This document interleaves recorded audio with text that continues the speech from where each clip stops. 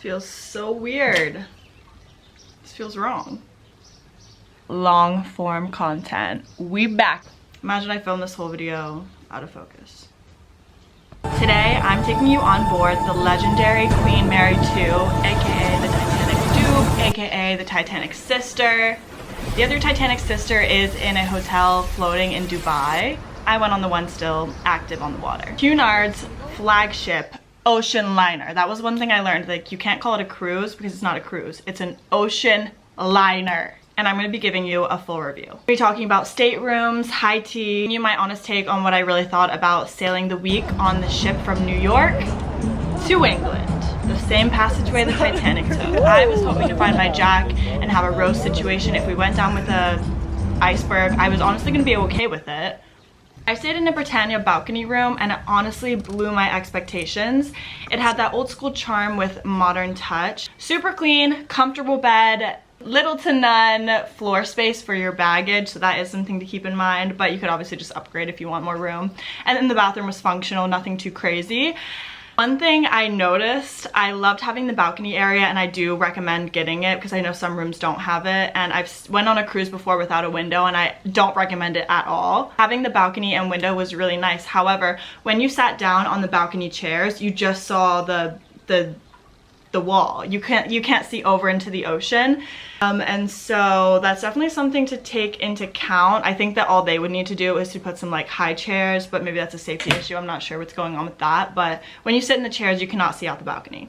Now for one of my favorite parts, afternoon tea in the Queen's room. This was a full-on experience. However, I was severely hungover for it, so I didn't get every lick and dime, but we paid for the champagne experience. I don't think it was worth paying for the champagne because you could just get champagne separately with a drink package and then do high tea.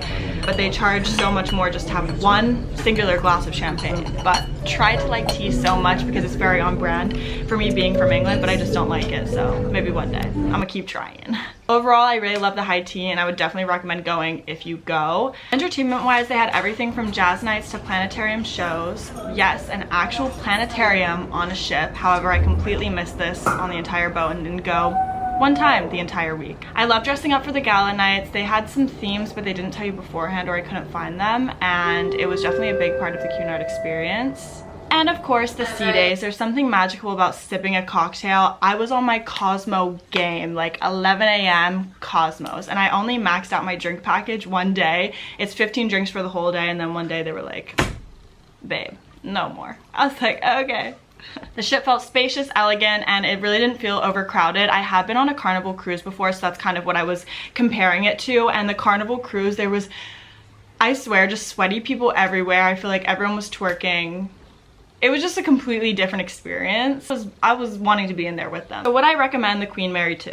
Absolutely. Not your typical cruise. It's a luxury liner with a deep-rooted history and a timeless elegance. I love talking to all the elder people. I actually met this older lady on the ship and she said she was supposed to go on it with her sister, but her sister had this emergency surgery before, and so she ended up having to go alone on it. So that was really sad, but it was also interesting kind of seeing all of these elder people. If you love to travel and get a little touch of nostalgia, I definitely recommend the ship is for you. Don't forget to comment any other questions about the ship below.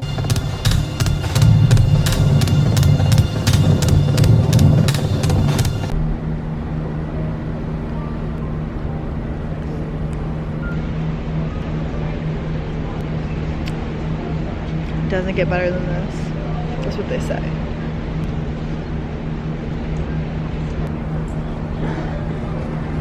Good morning. We just woke up and I discovered that every time at 12 o'clock during the middle of the day, we've been losing an hour of sleep.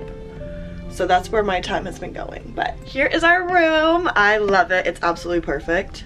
Obviously, you come in the door there and then we just have two twin beds. There's actually little to no floor space, so we've been using this little cubby, and then I have my stuff shoved under our bed. And then we're also using up this area over here, which is a chill area, but we obviously needed it for our suitcase. So there is not a lot of room for luggage and things like that, but then again, like, how often are you actually in the room, you know? Outside, we have this really nice little balcony area, which I love. Like, it's so gorgeous. Good morning. Come in. Oh, let me show you the bathroom. Bathroom, you come in, boom. It's perfect, it's cute. I've been on a few cruises and this is honestly the nicest ocean liner bathroom that I've seen, so yeah. Here's my outfit for the day, since you know we have to be dressing more modest, because yesterday I was wearing a spaghetti strap to the floor maxi dress, like full coverage.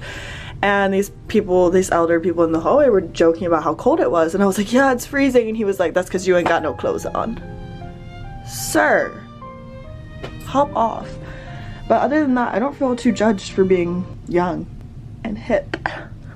This is the Corinthia Lounge.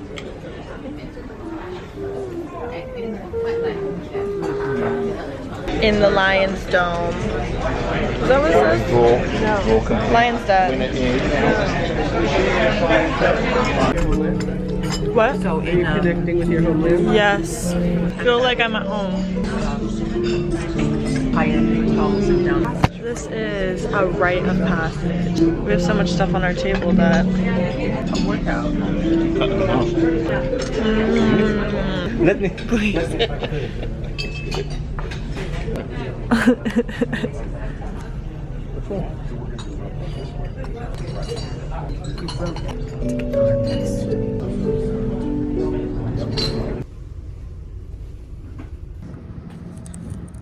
This is where Jack held Rose. Except we can't get up there because they have it blocked off, so I can't pretend.